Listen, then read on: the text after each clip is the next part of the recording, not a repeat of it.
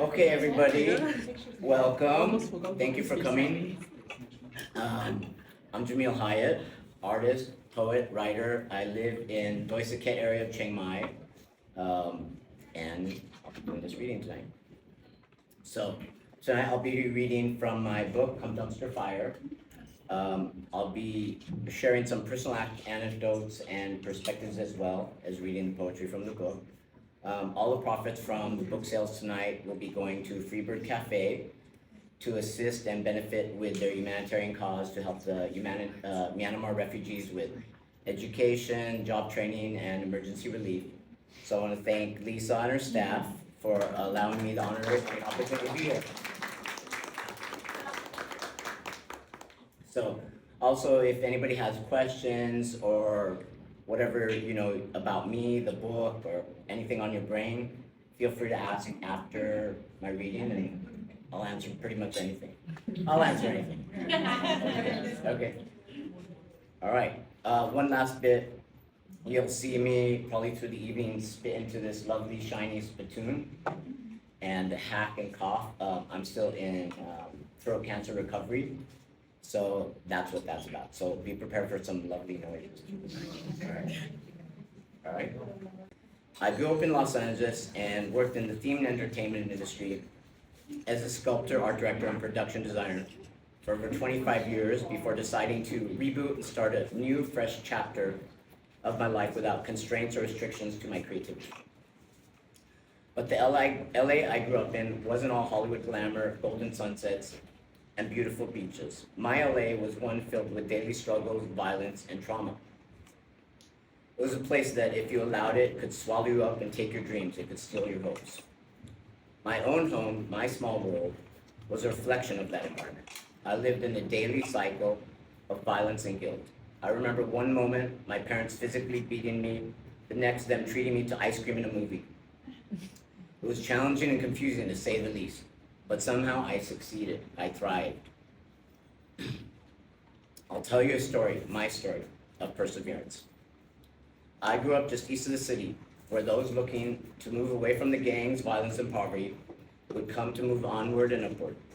It was a gateway to the suburbs.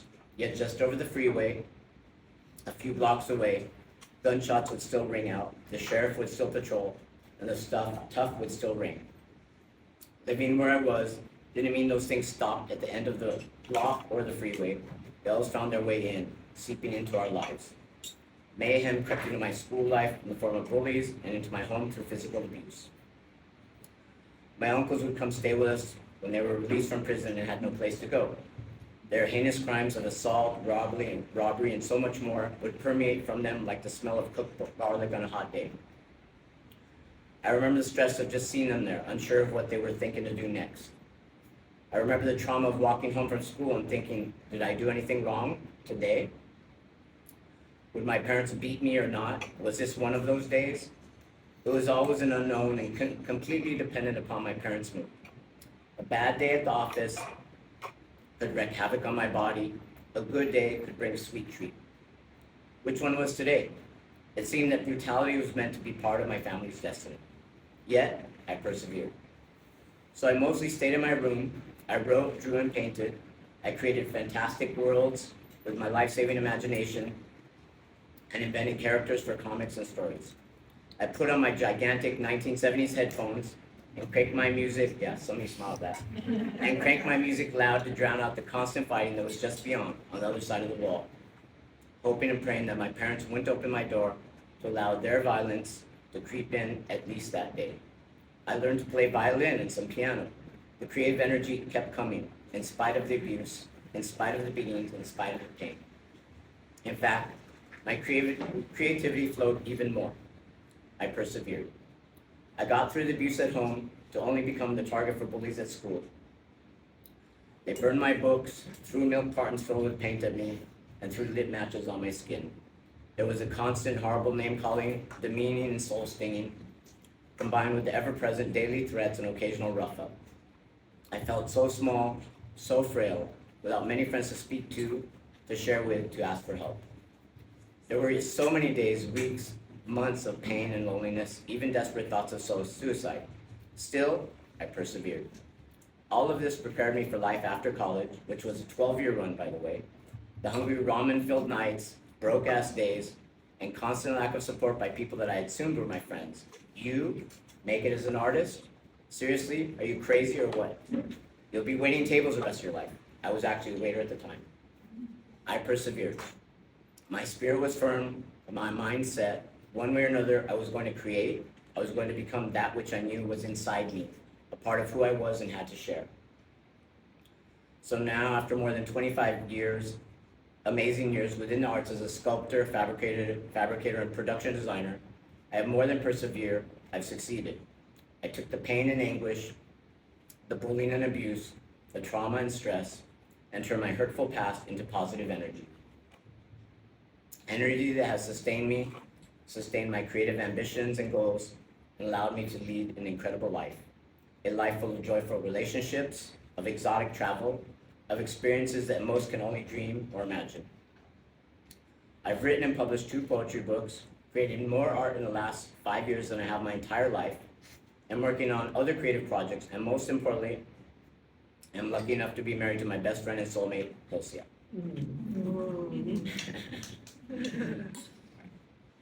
I lived in LA, the city of angels, as many would say, just at the cusp where people would play, to escape gangs and violence, to get far away, a gateway to hope, a future they'd pray. Just past the freeway, a few blocks from us, shots would still ring out, the tough would still thrust. The end of their roam was too close to home. Torment and rampage not kept at bay. My family absorbed this, strain came every day. Their spirit too weak, knew only dismay. My uncles from prison, with us they would stay. Reek smell of their crime, such stench of decay. Murder and arson, assault and more pain, filled our house with said habits, no remorse to attain. My parents indulged this, partook much the same. Their anger and rituals put blood on my face. Stress of just seeing them made trauma embrace. What happens today? Am I good or disgraced? Doubt filled my head, my mind always raced. Dreading those walls, fearing that place. Violence persisted, it stayed there, it lay. My family accrued this horrible fate. So I kept to myself, in my room I would stay, writing and painting, my mind would replace all the violence and horrors with my own sweet soirees. I wiped back my tears before dry on my face. I did what I could to elude their embrace. I created my own world, my own perfect space. My mind would just wander, places far and away. The boy with the pain was committed to stay. So now I look back at the bullies and blood, all the hurt and the horror, such anguish and strain. I replaced all the trauma with love and quatrains. My spirit is firm, my mind is now set. One way or another, no remorse, no regret. I now am successful, I create and I thrive. That boy that endured, who might have just died, he lives and he laughs, he loves and he plays. He consistently grasps that the ache of those days, that sickness and darkness, was so that what was so profane created no monster, but made him humane.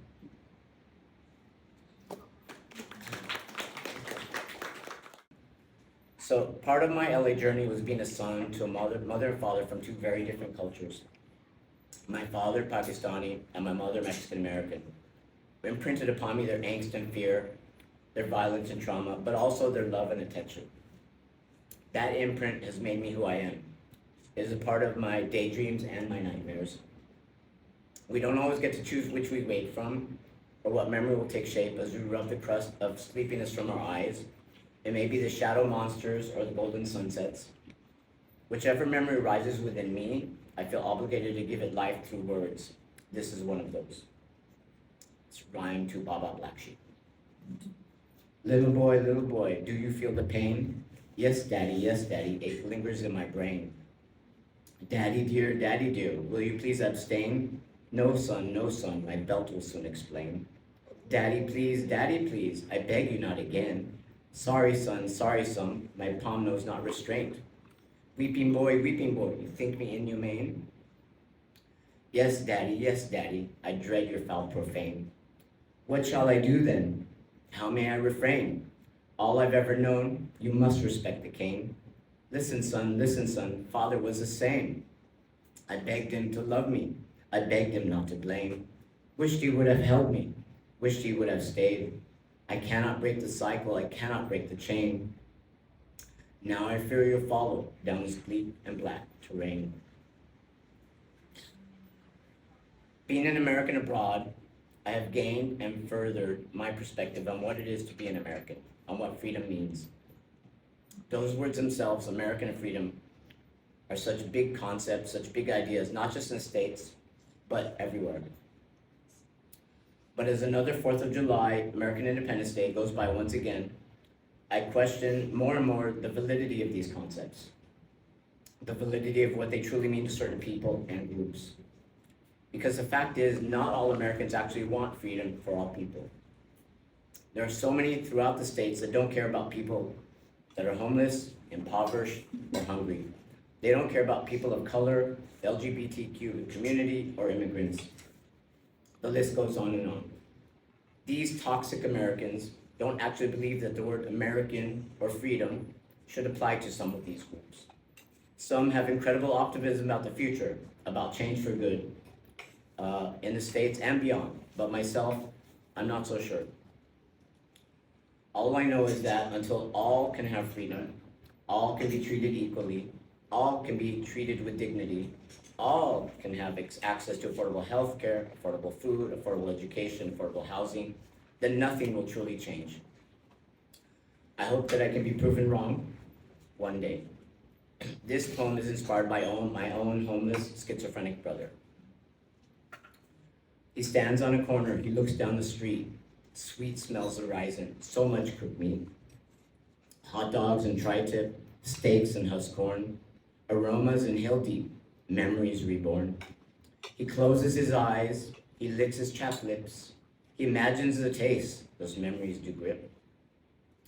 He walks through the park, families gather about, shiny sparklers in hand, fireworks do fly out. The night they shall brand, beam light on his shirt, fabric filthy and torn, pants crusted with dirt. Red lights and blue ones pop bright up on high. Flashlight on bare feet, no shoes now nearby. His dirty beard contrasts with such pristine sheets. Said families do perch on while they laugh and they eat. He hears the band playing, music marching in time. Great songs of freedom, to him they remind. A time he was well, a time of no pain, no voices inside, no trauma, no strain. A time of no hunger, as his stomach now pleads. No illness, no doubt, he had so few needs. His memory now serves him, it reminds him today. He sees it so clearly, this day they do say. They call it the 4th, it's America's way. He sees it before him, such freedom, such sight. But the man he is now, with despair, filled with blight, only knows of his present, only sees just the night. No gold fields await him, only famish and fright. No pleasure-filled future, only pain and his plight.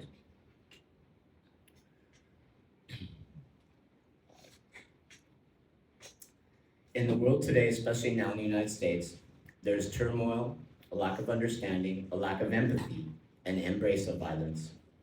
Once bright, hopeful, and welcoming of migrants and beautiful, diverse cultures, America now stands divided and close to those that pleaded for refuge and love. It's easy to see how those with suggestive personalities can fall into simple manipulation and eventually come to a tragic end.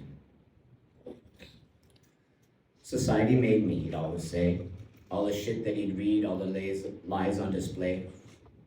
He kept all his rage so deeply within. It brewed and it boiled like grave bottled sin.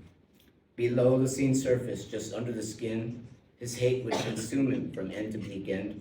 He allowed it to live, it flourished and thrived. He fed it twice daily, it felt so all right. All the others around him, he said, looked the same. Created the problems, give him this pain.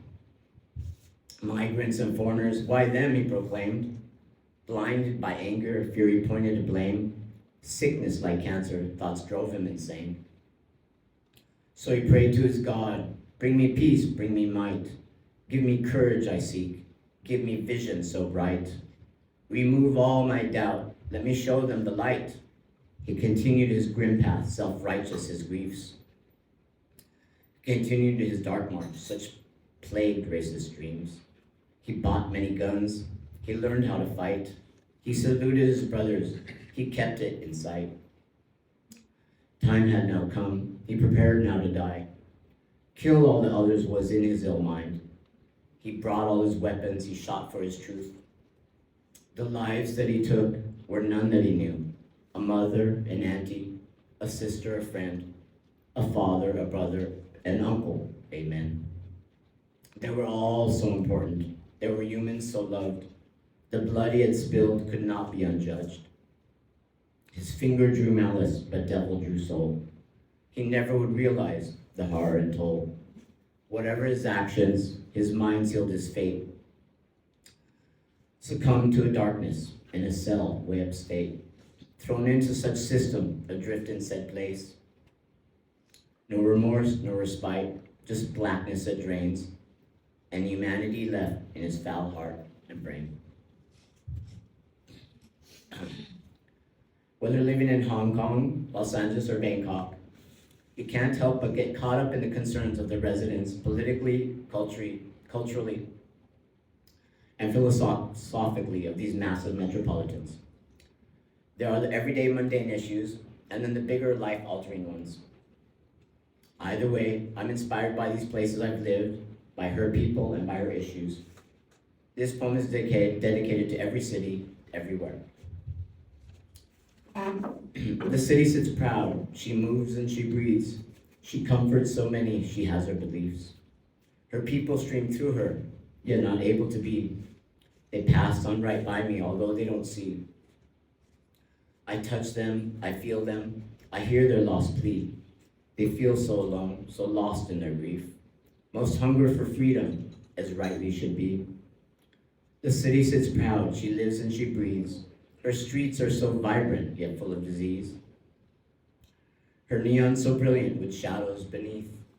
Her shine is so brittle for others to see. The struggle within, as she pushes and pleads. Her troubles are real, but find not relief. The city sits proud, she thrives and she breathes. The millions she cradles suck life from her teats. They hope and they pray for days to be sweet. Well, some souls get lost, some vacate, some stay. The millions she cradles will not go away. They love this big beauty, this place that they roam. This love she provides, this love they call home.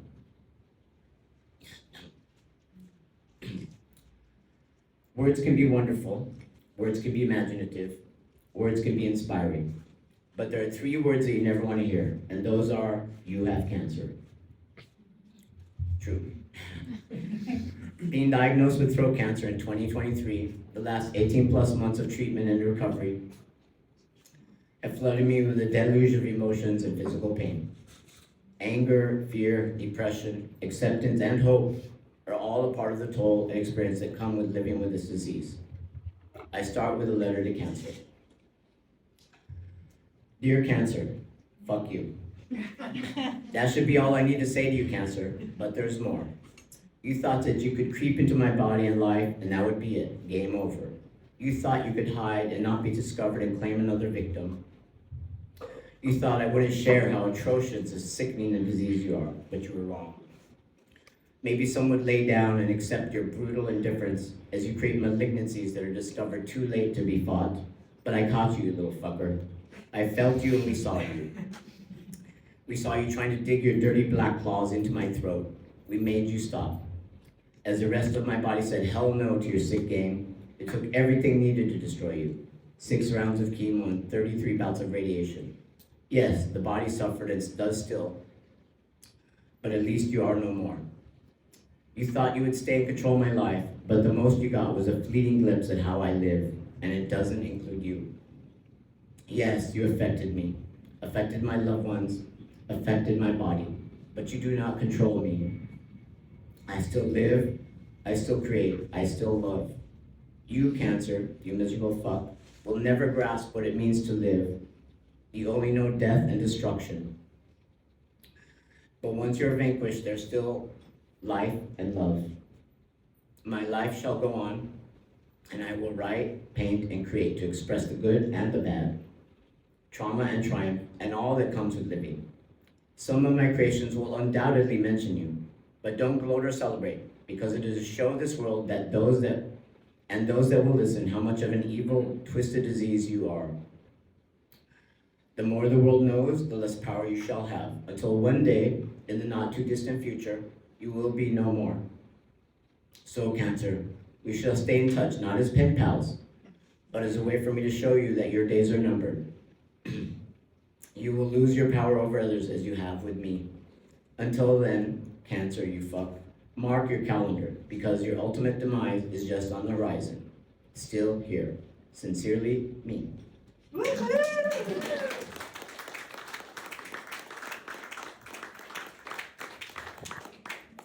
So these next few pieces are from the section I have aptly titled Hollow in my book.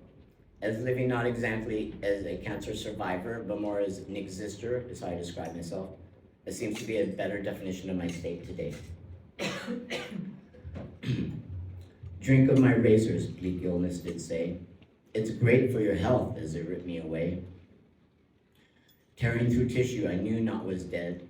One red sliver down, one slice to be bled. Doctor's orders do follow, nurse injects for such pain.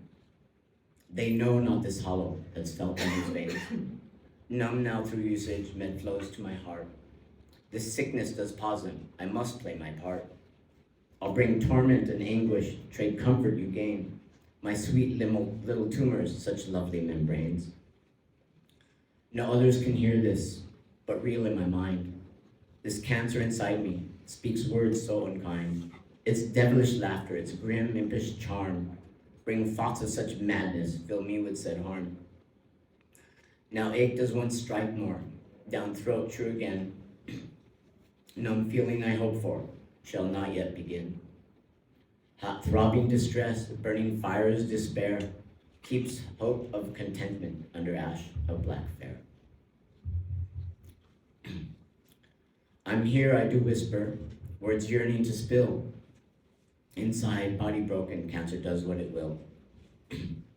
Black sickness inside me does dance if it choose. Performing in darkness, it twists and it moves. Who I was, who I am, can't think anymore. No questions of why.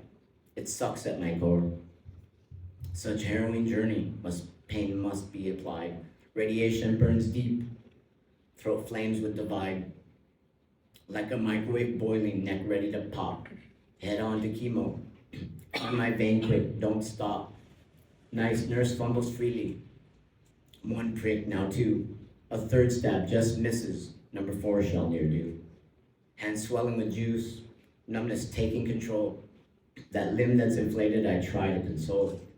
It matters no more though. Other stings must be heard. Worse vistas we paint, let's get so absurd. Shove tube down my gullet, I'll need it to eat. Try not to vomit as I gag from this treat. What else to endure? What horrors await? Bring me anguish and misery. Bring your agony, mate. Oh, cancer, you sick fuck. You're so full of hate.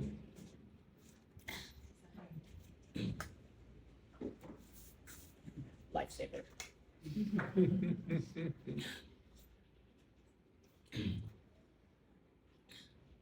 Inside of this body, so broken and bruised, here I call out, return what you've used. You destroyed this firm shell that protected so well. You beat down this soul, you opened a hole. The pain that you started now needs to end, destruction not parted. It seeks to break in. What life am I living, so feeble, so weak? What words am I left with, I find hard to speak. Struggle and torment become daily charge. Mind slowly descends to this darkness too large. Where is light that should be? Where is peace that should pass?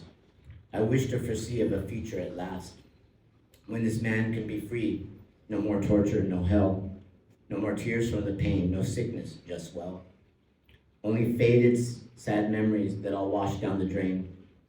I pray to be gone, I hope not in vain.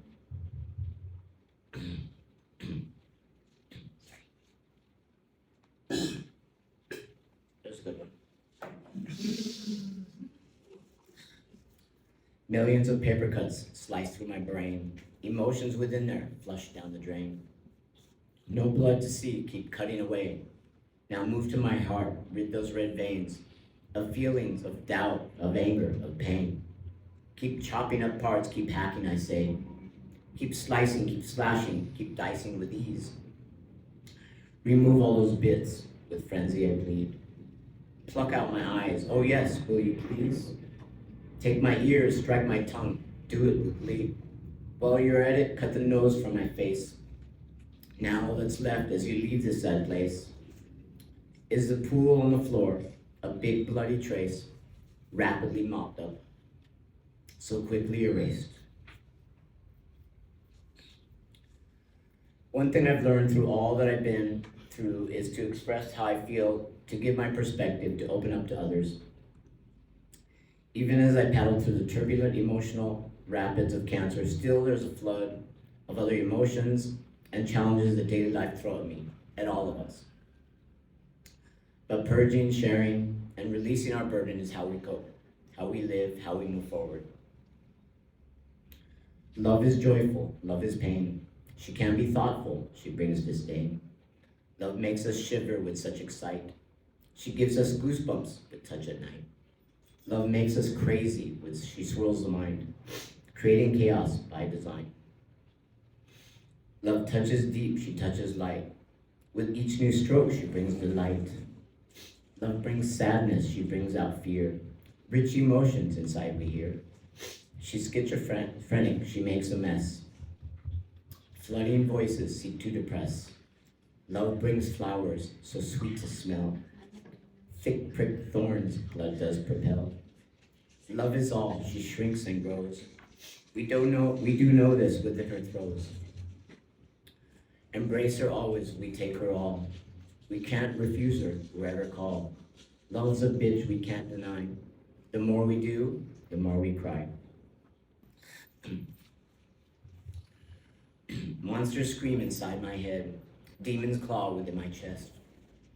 Without you here, there is no rest. Only darkness, only death. Your smile fills this void I have.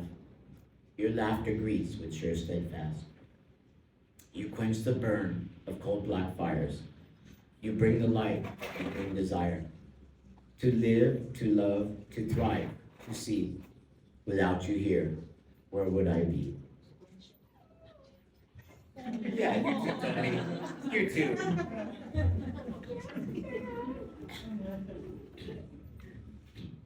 If today is your last, release all the hate. No place for sorrow, that isn't a trait. Must invest in love as if it's too late. Tomorrow shall come and tend you her fate. That's a little one. For all the pain and trauma, for all the world is now, for all that we are challenged and confronted with, for all that we go through together as well as alone, still I remain hopeful. I remain inspired, I remain creative, I remain strong, I remain resilient.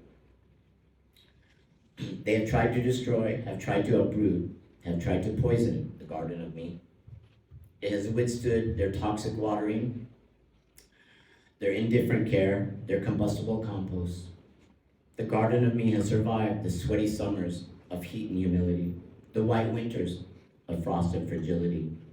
The garden of me lives on still, with blooms vibrant and bright, with fruits juicy and sweet, with roots strong and so deep. I love to live life in this garden of me. I weep neither for sorrow, nor pain, nor anguish, nor grief. I weep for surviving, for thriving, for being.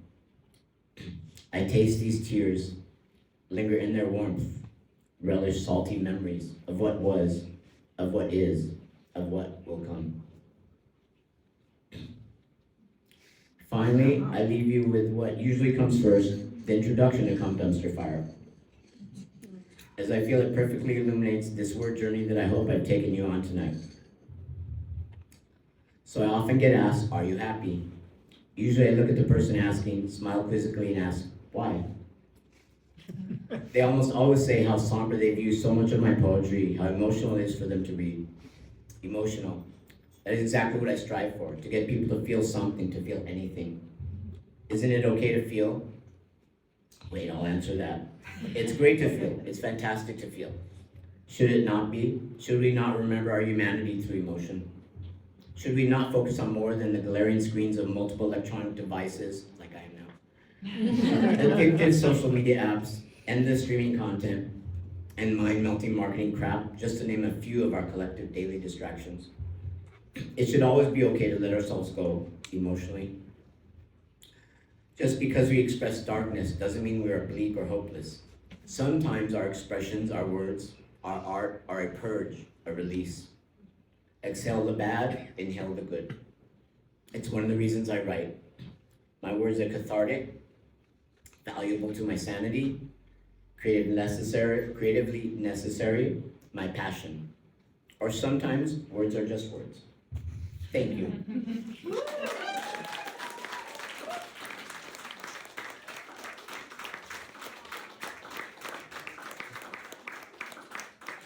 Can't believe I made it. Without the throat going. Thank you. So, anybody have questions or?